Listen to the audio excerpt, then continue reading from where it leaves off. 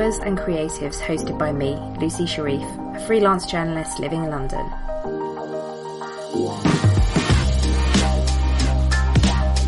Each week I interview different women in blogging and the online world, getting their best blogging tips and advice, and a little bit of gossip too. Thanks for listening.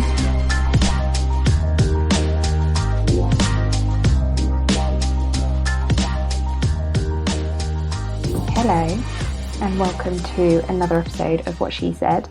I initially had a bit of a script for this pre-roll, but I've recorded this maybe 4 or 5 times and completely fluffed it, so I'm going to wing it, because that's what I do. So this is Series 2, Episode 9. I get to chat to the amazing Dominique of All That Is She. We chatted, obviously, all about her amazing Instagram growth from 0 to 500k, almost 500k, but who's counting? 466. A lot more than most of us. She was super real, super honest. We talked about essentially finding your niche, finding your theme, and not giving too many shits. We do swear a lot. So if you're offended by that, then switch off now. But if you're offended by shit, then you probably don't listen to this podcast. And I basically have a laughing fit from about halfway through till the end. So apologies for that too. When I say apologies, I literally do mean sorry, not sorry. I really hope you like this episode. It was super juicy. Dominique has a wealth of knowledge on Instagram and she's super generous with sharing it all. So enjoy the show. Hi. Welcome to the podcast. Thank you for having me. For anybody that doesn't know who, do you mind introducing yourself and telling us a little bit about your blogging journey so far? Yes, so I'm Dominique. I am from the northeast of England. I live in Durham and I have the Instagram account All That Is She, and then the blog allthatisShe.com. So my Instagram journey, it started on maternity with my youngest Penny. She's now 4. It started off as a fashion blog, a really embarrassing fashion blog because I am absolutely terrible at it. With some like really awkward poses in my back lane and stuff. It was just awful. And when I realised that I couldn't really do that, I then changed it just more of a lifestyle blog, and then I would just sort of concentrate on my photography, and I was sort of taking pictures of just sort of the everyday moments in life. And then I think that must have went on for about 2 years. We moved into our house, which we just fully renovated, and sort of, I'm trying to think where it sort of spiraled. So 2016, it was like a slow and gradual increase in followers, and that sort of style was still sort of developing. Mm-hmm. And then my boyfriend and his gran had a bet that by Christmas 2016, I would have 60,000 followers. I ended on 56, so I wasn't far. Wow. So, like I say, I think at the beginning of the year, I remember in February 2016, I was on holiday and I got 7,000 followers. So it took sort of a year to gain those 50, which is still incredible. Yeah. And then January 2017 came, and that's when sort of it just kind of spiraled. So that was my first feature from Instagram. Mm-hmm. And then I had a second feature about 2 or 3 weeks later.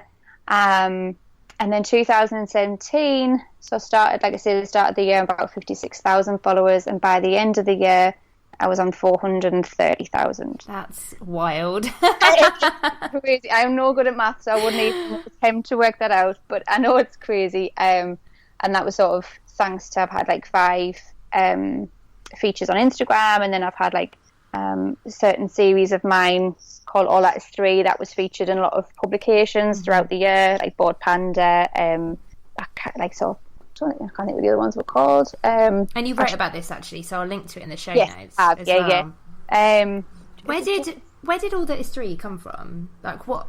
Because it's super. If anybody doesn't, I mean, it's quite hard to describe. Well, it's not hard to describe it on a podcast. Yeah, because it's you and your 2 daughters in kind of matching.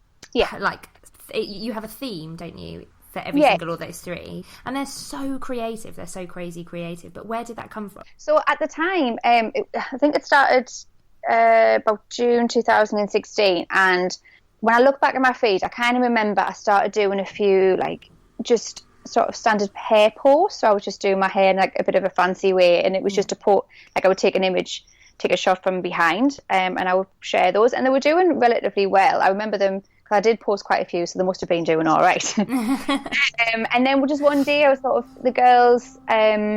Me and Penny were both wearing a striped t-shirt, and then Amelia came out of our room and she was wearing a striped t-shirt.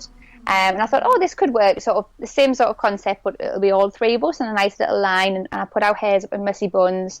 And I shared it, and it just went berserk. Like, it was, I think at the time I had about 20,000 followers, and the picture got 14,000 likes. Oh my God. So for the next few days, my phone was just going crazy. Just followers were flying in. And then like the following week, I was struggling to do a picture. I had some watermelon in the kitchen, and I was trying to figure out an idea. And it was my boyfriend who sort of said, well, just do another one like you did last week.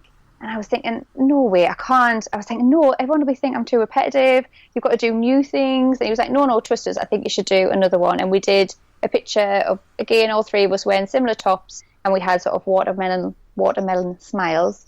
And the same thing happened. It just exploded on Instagram. And then I think from that moment, it was just a decision to make it into a series. So since then, we've done roughly about one a week. And then we just sort of think we either do quite simple ones where we're just dressed in the similar clothes or have similar hairstyles, or we go a little bit more far out, a bit more creative, and that'll be sort of the Game of Thrones one where we dress up as Game of Thrones characters. We've done Star Wars, we've done Mary Poppins. But yeah, the general feel of it is that we dress alike, we do something similar, and we try and base it on what we've done that week or what's going on with us that week. Which is sometimes hard to do when there's been nothing going on. But I was trying to think of stuff that goes on in my week, not very much. Sometimes we are really scraping the barrel for what our ideas are. But yeah, we try.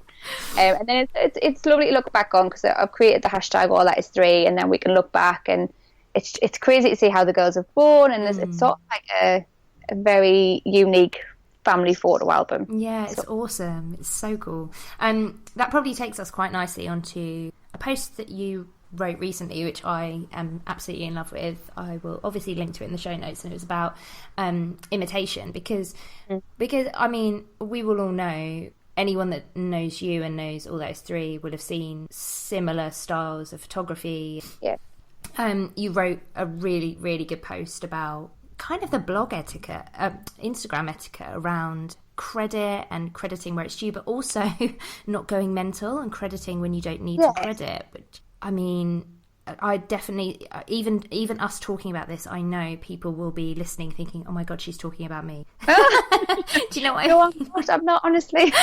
We're not talking about any of you. No, we're not talking about anyone. No, I think it's sort of last week was the first time I've had to actually reach out to somebody and question some images. But on a whole, I mean, I've had people send images and say this is very much like yours, but a lot of the time I do sort of just let it go kind of thing, because for one, I know I say this in the post, if you're first starting out, I think it's only natural for you to look at the either more established accounts or accounts that you're following and sort of mimic what they're doing, because it takes a little while to develop your own personal style, and I think you can't really do that until you do copy others and realise that doesn't work for you, or that's not what you enjoy taking photos of.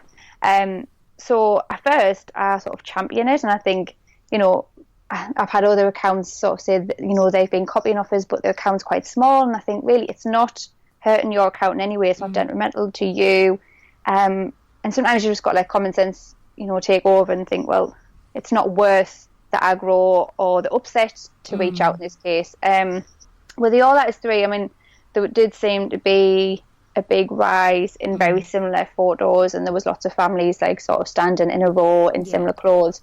But again, I mean, I guess I don't own that setup. I don't own standing in the same clothes with your kids and in a row. And then I think maybe at first, when I was still grown myself, I was maybe a little bit more touchy about it and thinking, oh, you know, they're sort of taking my ideas and things like that. But now, when people tag All That Is Three, a lot of families do it and then they'll tag it. That to me is sort of just a little nod that they've seen my account and it is inspired by my All That Is Threes, and they've just created their own, and I love that.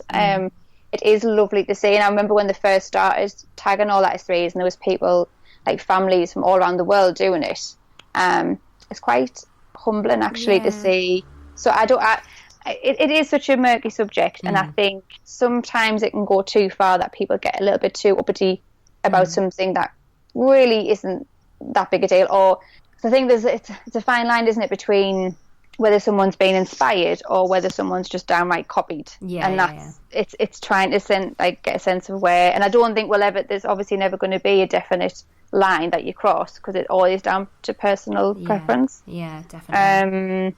And you're right as well. Like, I think like handling it with kind of the grace that you are is the best way to do it, because actually, who wants to be sat at home like every time they look at their Instagram feed, just getting stressed about everyone? Exactly. And I just I always give the benefit of the doubt and think, I know I did it. I did it myself when I first started. I was looking at other people, and I remember having like my phone down as I like pretty much planned the entire shot around somebody else's. I don't know if I did mention it in the blog post or whether I took it out, but I know when we first started, I thought the only way you could get big on Instagram is if you posted pictures of flowers. But I absolutely hate flowers. I never have a bunch in my house. You did mention it. Like I don't have any in my house. I don't even have flowers in my garden. Like, it's not me, but I thought, right, I have to just post loads of flowers, and I was just trying to get flowers in any picture possible. But by doing that, I realised I was pretty shit at flowers and flat lays or whatever else I was trying to do. So it sort of then made us realise, right, just scrap that idea. You're no good at it. Try something else. And so I think it is part of developing your style is to mimic others. I guess, if you're a art student, you're told, aren't you, to go, and find your muse sort of thing, or the greats. I guess if you're in English and you're doing writing, you're taught to read the famous novelist. So I think, it is such a fine line, and it is hard. I think the blog post was trying to write it from my personal experience and my personal opinions, but I'm sure many people either might disagree and be... Oh, it was really good. It was really balanced, and I love Chaos. It's brilliant. So I'll definitely in the show notes, because I think it is just a really emotive as well. But especially with Instagram, because I think so in my Facebook, a bit of an honesty. Almost everyone, and it made me feel really sad, almost everyone without fail was saying, oh, Instagram just makes me hate myself at the moment because of this Instagram. And I don't like in your role as an Instagram influencer, but also someone who mentors other students who want to be as big as you on Instagram, what are your biggest bits of advice for people who are just, finding the devil? Do you know what I mean? Like, sometimes you can get sucked into, I'm not like this with Instagram because I sort of don't care anymore. And I do it for the joy, totally do it for the joy. I love being there. I love the people. I love posting pictures, but I'm not really chasing an elusive number. Yeah, I think that's what you've got to try and understand, don't you? What you're here for. When I first started, I guess it wasn't really, I knew it could be a job, but the only job I wanted, I was working at a call centre at the time, and I really didn't like my job. So the only job I wanted was a job that would allow us to stay at home with the girls. It wasn't really, I didn't have an idea of how much money could be made or sort of the opportunities you can get from Instagram. So I was just sort of working towards not having to go to my 9-to-5 job.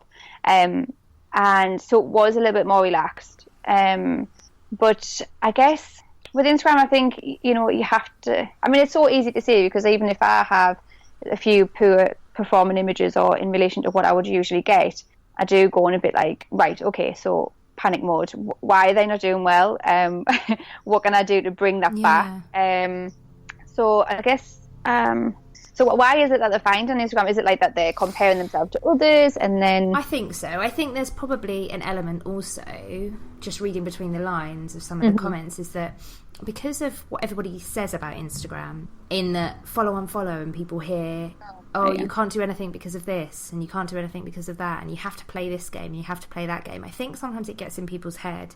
Now, because of the Instagram community that I kind of have, I feel pretty privileged that I have just lovely real life friends through it, and I don't really see this as much. I don't have spam bots commenting with emojis. Actually, my mum commented with just an emoji the other day, and I was like, no, you can't do that. What are you doing? Get off my picture.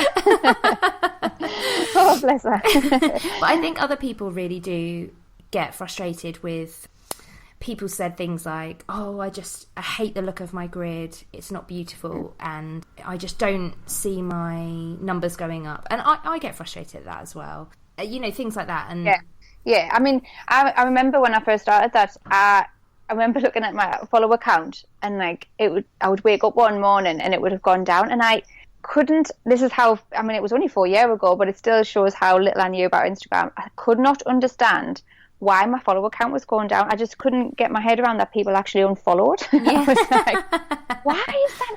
It must be a glitch of some sort. But I think, it does take a long time. And I think the All That Is 3 for me I think until then, I probably was falling into the trap of looking at everybody else and trying to recreate what they were doing, and just sort of chasing that kind of, like, those likes and those followers. And then I did the All That Is 3, and that was, as far as I know, that was completely my idea. I'd never seen it done before, and at the time I definitely hadn't seen it on Instagram at all or anything like it. So it felt like my idea, and it did so well. And I think after a while that sort of gave me the confidence to think, actually, there is space to do something new. You don't have to do florals, you don't have to post fashion blogger shots, you know what I mean? There is something there for everybody, and the All That Is 3 just give us the confidence to really shine. And then I think from that point, I mean, if I go back, my feed wasn't looking its best, and it has taken a while. And I think sometimes people look at my account and think it's happened so fast, but actually what you don't see is there was two years of me going through these stages where my feed looked all a mismatch. I would look at other people's like images and think, how did they get their blacks to look like that and mine look like this, and how did their whites look like that? I just could not get my head around it. And so obviously it does take a long time to develop a style and to get your grid the way you're going. Mine, I've only ever been happy with my grid sort of last year, and that's out of 4 years. Wow, really? But before that, when I look back, I just think, wow, what was I doing? It was just so mismatched. But I think, it is good to find something that you can be known for. And it does give you that little boost. And you don't feel like you're following any other accounts. You feel like you're doing your own thing. And it is, I mean, it's difficult to find that thing, of course. But when you do, I think you really see people just blossom. Like, I can think of a few accounts off the top of my head. Sarah Ferguson. She's exactly who came up in my head. Exactly. She's done so well. She found her thing. Yeah, totally. And she's totally ran away with it. And our account is amazing. It always looks so beautiful, and it's so well curated and everything.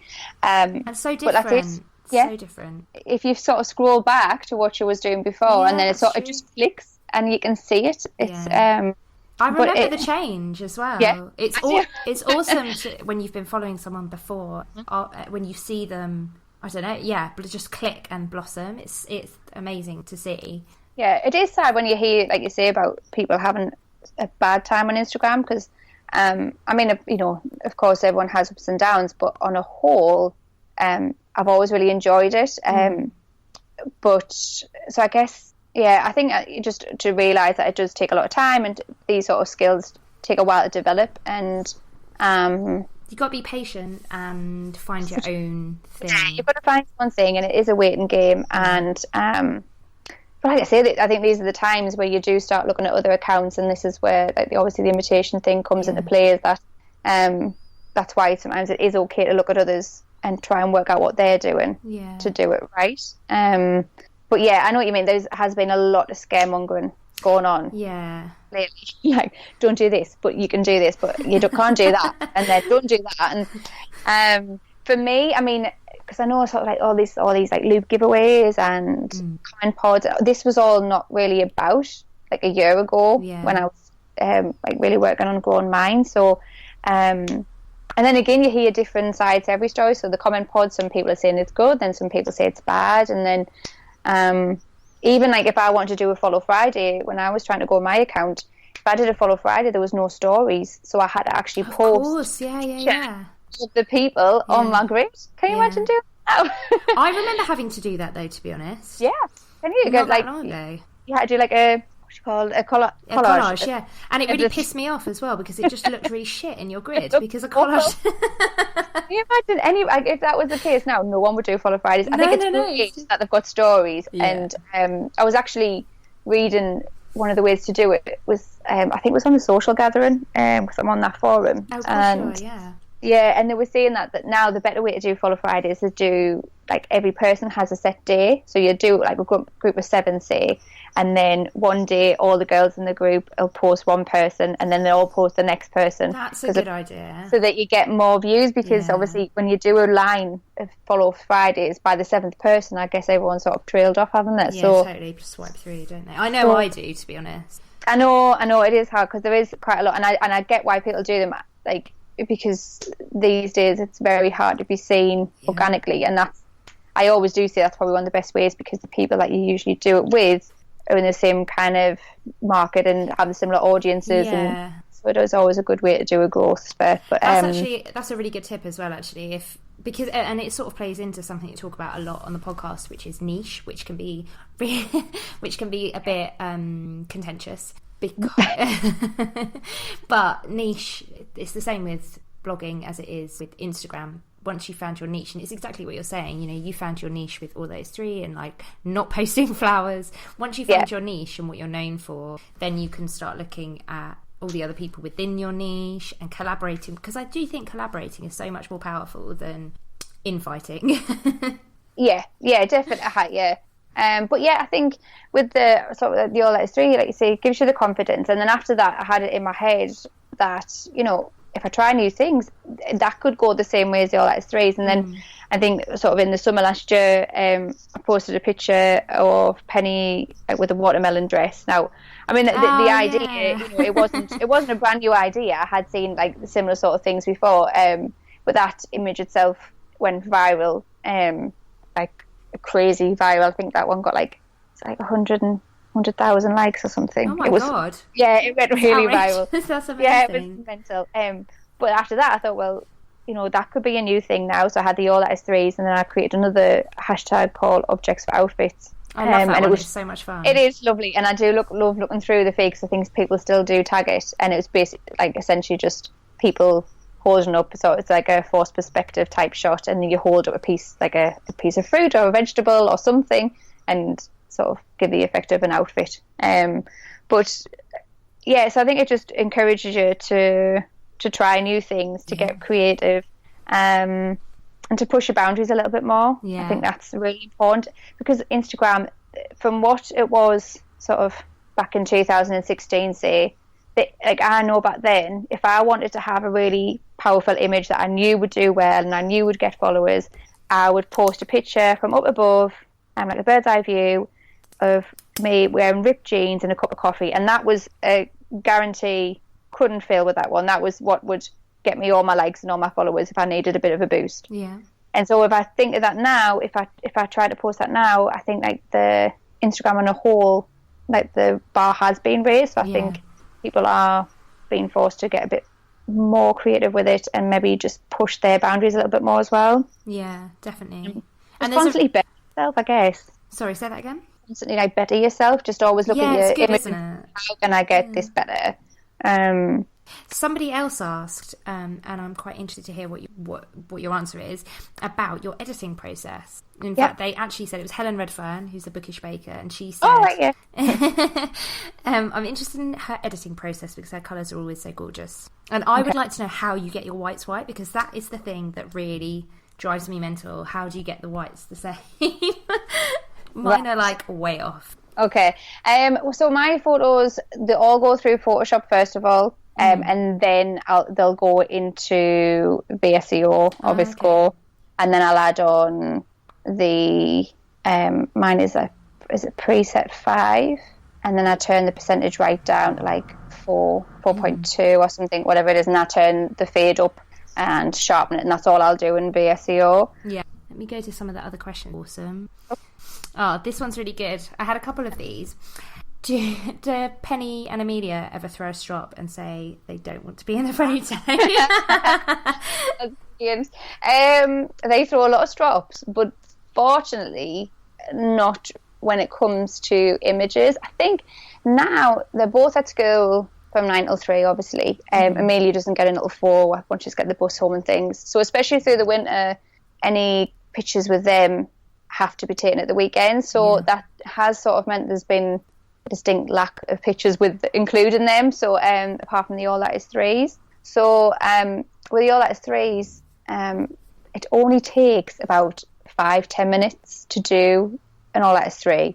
And then we sort of just, Penny calls them her funny photos. She's so funny in them. She is so full of character.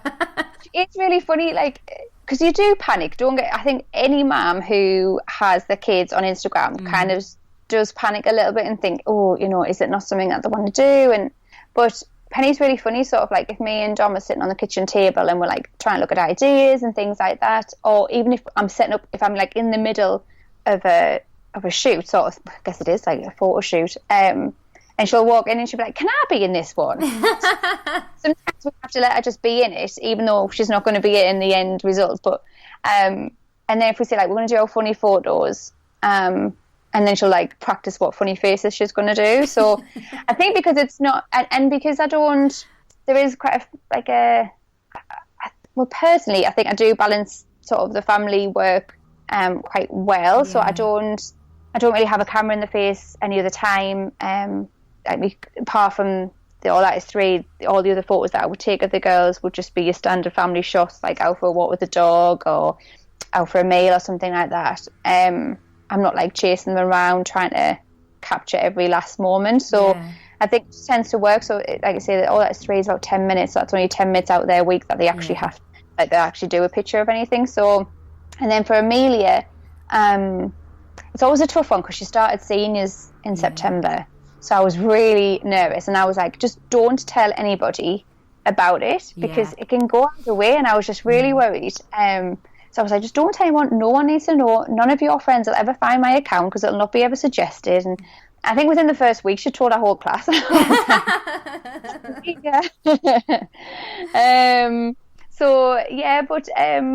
I don't know whether that'll change. I'm not sure, but at the moment, they both. And I mean, it's not, it doesn't go amiss that we've got maybe some chocolates at the end of it. But like, all involved, I'll say to Dom, like, sometimes even I have to be bribed with chocolates to do it. So, and there's like this weekend, for example, we did skip an All That Is 3 just because I think Amelia had a party on the Saturday night, so she wanted to be at her friends all day, so Saturday day.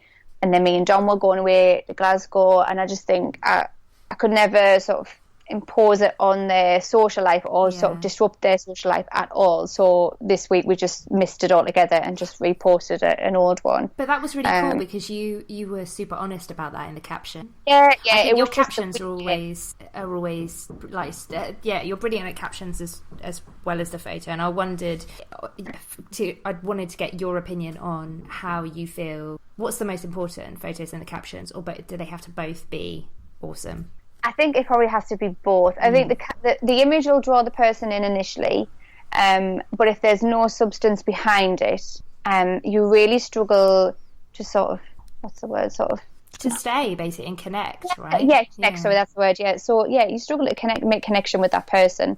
So I'll always say to any like people I mentor, you've got to put something there. You can't just post a picture and not put a caption and walk away from it. It has to be either thought-provoking or witty or just, give a bit of personality behind the feed. So I think it probably does, it'll come down to both.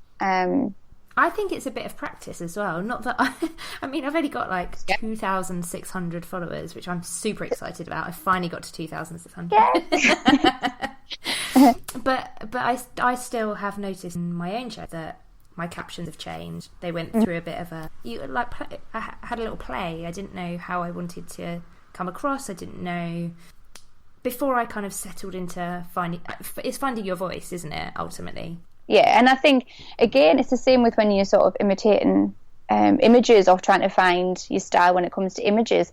You're doing the same with your captions. So if I look back when I first started at the time, that very like slow moments type of thing was sort of breezing through Instagram, and I was trying to like word my captions to be like that, and there's not that there's anything wrong with that, like, but that's not me at all. Like, I would never say, oh, I'm just like having a very slow coffee on a Sunday. Like, I would never ever talk like that. Not me.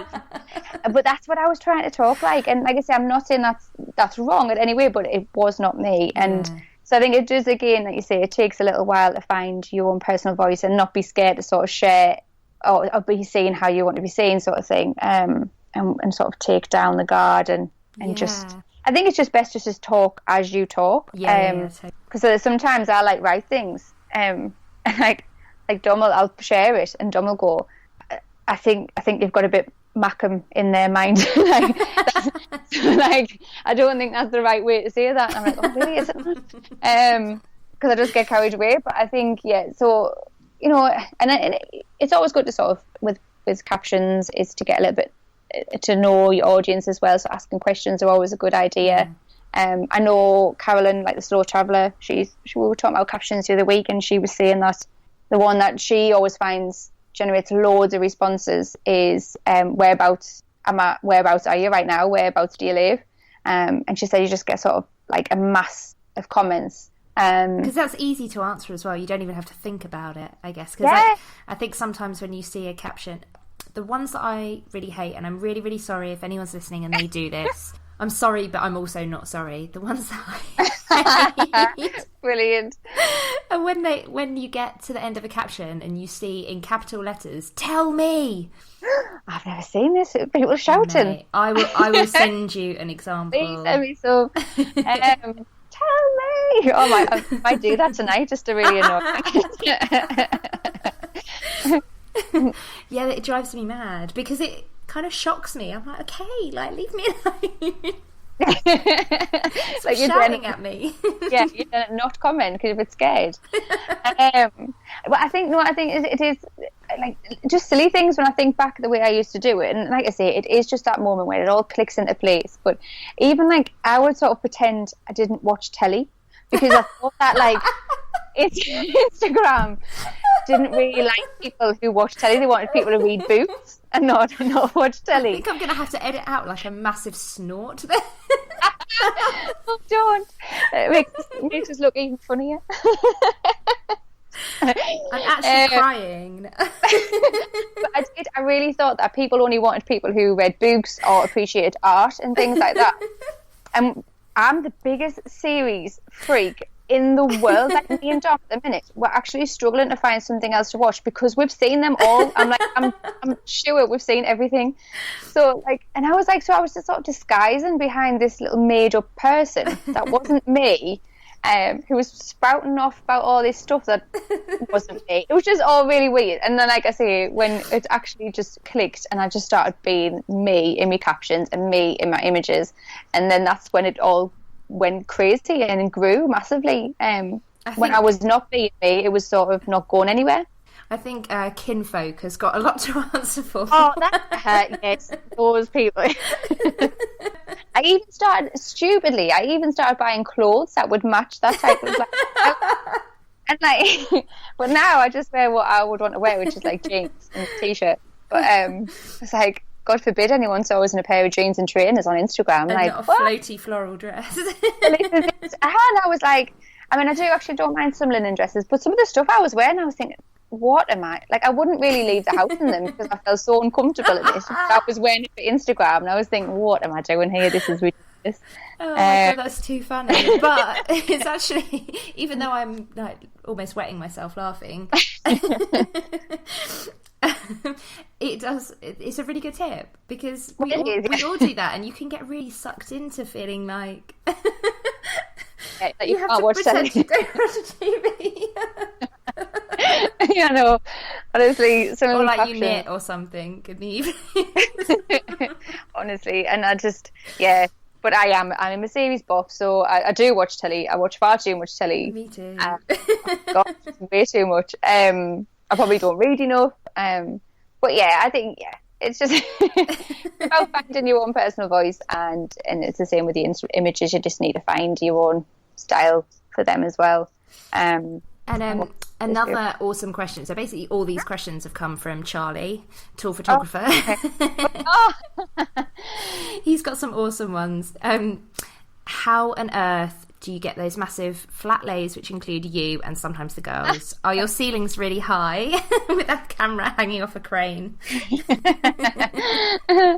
Nah, actually, we've got like our house was built in the 60s, so our old house, which we moved before we started doing these pictures, would have been ideal because it was like a 1900. It was like built in 1892, our old house. So it was like huge ceilings and all the space that we would need. But now we live in a 1950s standard like house in a estate, so our ceilings are actually really, really low. So what we do, I mean, I did one the other day. I haven't shared it actually yet. So the ones where just me's in them, then Dom will just literally get the bar stool from the kitchen and stand on his tippy toes and precariously dangle the camera. He'll like sort of push it right up onto the ceiling, so it's like touching the ceiling, and just hope that he doesn't fall and crush me. Like, a Viking beneath him, and he'll just snap away. And then what we have to do a lot of the time is sort of extend. So a lot of the time it's just the floor sometimes. So if it's just the floor, it'll get extended out because or like what did we do last night? Did the Little Mermaid one, so the blue. I don't think we had to for that one because we used a sheet and a duvet. We can normally get it in one shot, but if not, well, a lot of the time the edging is quite plain, so it'll just get extended out on Instagram to fill the space. But that's it, really. I mean, it's sort of like a very DIY style. I love that. We did one the other day where he was in it as well. I haven't posted it yet, and it was a video, like a stop motion from above, and we had to haul the mattress from our bed downstairs into the living room because the light in our bedroom isn't brilliant, and then duct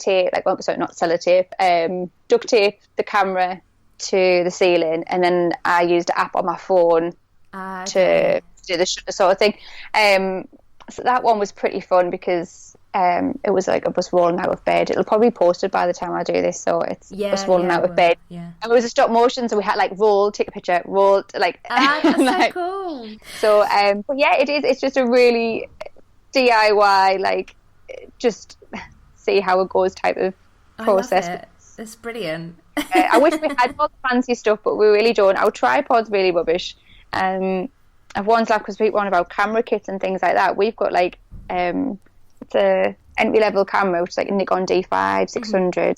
We've got 2 lenses, a tripod, and that is pretty much all we've got. That is our kit. That's incredible. Really big. That's awesome though for anyone listening to this. It's like, oh, you know, you've probably got studio setup and the most expensive tripod, and you know, because you do see, especially with YouTube, when they share their studio setup. I know it's different for YouTube, but it's crazy. They've got studio lights and backdrops and all this crazy stuff. And yeah, exactly. And I think it is quite nice to know that you can do it. Our house will be like a bomb site, like after we've done it. Like, it's just insane. But it is a lot of moving furniture about. Yeah. Like I say, dragging mattresses into the living room. But yeah, sort of. I think there's quite a few people who do. I know Sarah Louise Ferguson's shared a behind the scenes, and hers was just sort of balanced on chairs and things like that as well. And I know that Georgia Rose Hardy, I know she does a lot behind the scenes, and a lot of the time it is just duct tape, and I mean, you'll have bits of paint mission from all your walls wherever you go. But that's awesome. And actually, I've got 2 more questions to ask you because I'm quite conscious that I've kept you for quite a long time. One is, who are your favourite Instagrammers? Like, who are the people that you go to get inspiration from? I always struggle with this question because I always forget somebody. Yeah, that is a really hard question. I should have asked you. I should have prepped you for it. I'll go, and I feel like I say the same people all the time. So if people have watched because I've been doing some lives Friday afternoons, and I always get asked, and I say the same people all the time. So I'm trying to switch it up, but I bet I don't. Okay, so there is Sienna and I. Oh, yeah, love that. Yeah, and I really, it's quite a funny story between me and Danielle, who is the girl behind Sienna and I. So Sienna is my cousin's little girl. So Danielle is going out with my cousin. Ah. I know. So I went to a play date with another friend, and she was saying, "Oh, Dom's cousin's got an Instagram, hasn't she?" And I was thinking, no, I don't know who you're talking about. And she showed us our account about a year ago, and I was like, oh, that's Danielle, and I didn't even know she did it. And so anyway, so it's been really lovely, and her account is amazing, and I particularly like it because everything she does is through apps. She does sort of a lot of duplicating and like overlaying our images and things like that, and it's all by app. So I really like Sienna and I. Obviously, my mate Carolyn, which is the slow traveller, me and her have our weekly or 2 weekly catch-ups. I was going to say, and then I was like, oh, that's really creepy. But obviously there's so much that I see of your life through stories and stuff. Well, this is it. And I think it's really, because you can't, it's a funny little job to have, because when you meet up with your friends, they just don't get it. Yeah. So I think that sort of happened to me during the week, which is sort of work related. I mean, sometimes Dom will get sick of hearing about it, and sometimes you just need that other person to bounce things off. I know we've dropped Sarah Louise Ferguson quite a bit. Her internet. Barbara. I love Barbara. She's amazing. Yeah, I love it. Just because she really goes out and she does her own thing, and there's more sort of, it just feels like she doesn't give a shit in the best possible way. Like she just takes a photo because she wants to take a photo, and it's nothing like, she's not worried about likes, she's not worried about that. She just takes pictures of things she likes to take pictures of. And I like all the behind the scenes that she does as well. Oh, sorry, Bookish Bronte.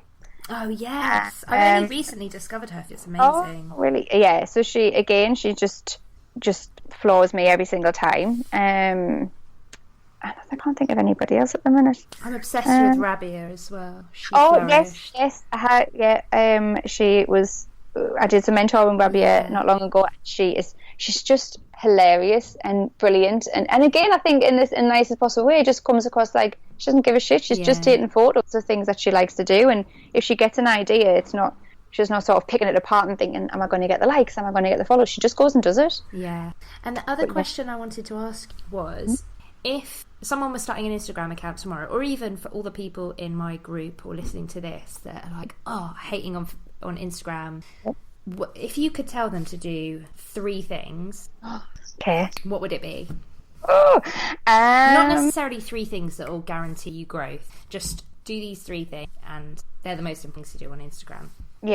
So I think the whole engaging side of things is vital. So not only does it help with the growth, I think it can feel like a lonely world, even though there's like, I don't know how many millions on it now, but like millions and millions of people on Instagram. When you first start out, especially, it can feel a bit lonely, and it's quite daunting, and it feels a little bit weird to talk to people that you've never met. And I've spoken mentoring students, and I've said, it's really good, get yourself out there, find accounts that you can engage with, and they're like, will they not think I'm a bit weird though, just randomly talking to them? And I'm like, no, honestly, that just all goes out the window. So I think and it's good to have people to chat to, and like, who'll celebrate your successes, but then will also be there when you want to have a rant about something.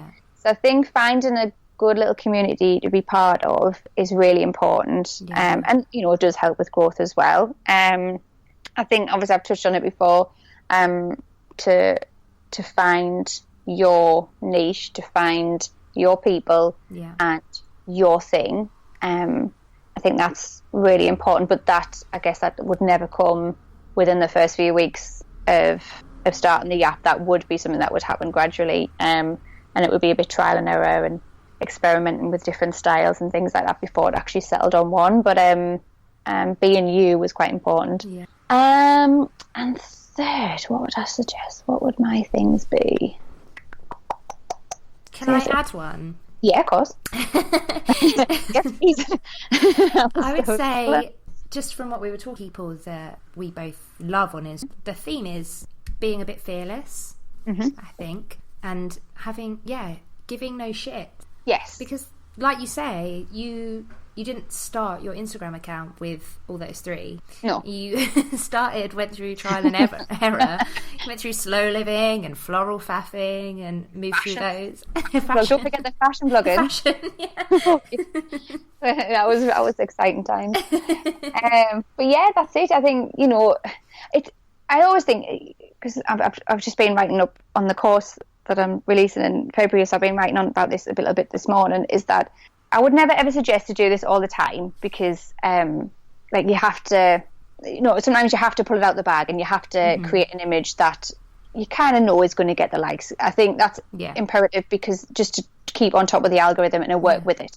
But any other time, I think it is so important to just post those images that you like. And if you see an image on Instagram or Pinterest or something in your mind that you've sort of created in your head, and you're a little bit scared to post because you don't know how it'll go, just do it anyway. Because if I hadn't done that with All That Is 3, I wouldn't be where I am now.